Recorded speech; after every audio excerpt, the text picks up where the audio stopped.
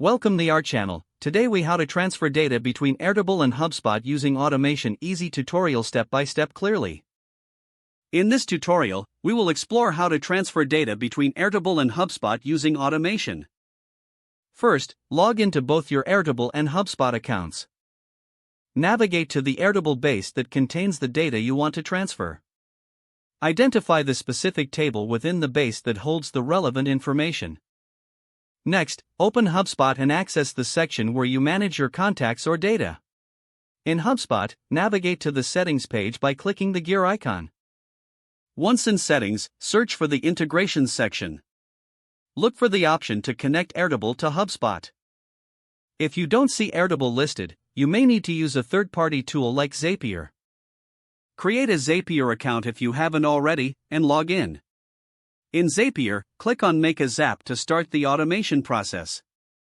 Select Airtable as the trigger app for your Zap. Choose a trigger event, such as new record or updated record. Connect your Airtable account to Zapier by following the prompts. Select your Airtable base and table from the drop-down options. Test the trigger to ensure Zapier can find the records from Airtable. Now, select HubSpot as the action app for your Zap. Choose the appropriate action event, like Create Contact or Update Contact. Connect your HubSpot account to Zapier by providing the necessary authentication. Map the fields from Airtable to the corresponding fields in HubSpot. Ensure that all relevant data points are correctly matched for accurate transfers.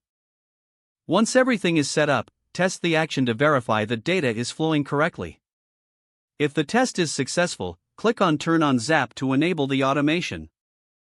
Your data will now automatically transfer between Airtable and HubSpot according to the configured triggers. Monitor the integration regularly to ensure it's running smoothly. You have now completed the setup for transferring data between Airtable and HubSpot using automation. If the page does not load, refresh the browser or try again in a private or incognito window. Make sure you are using the correct email address, then retype it carefully to avoid small typos.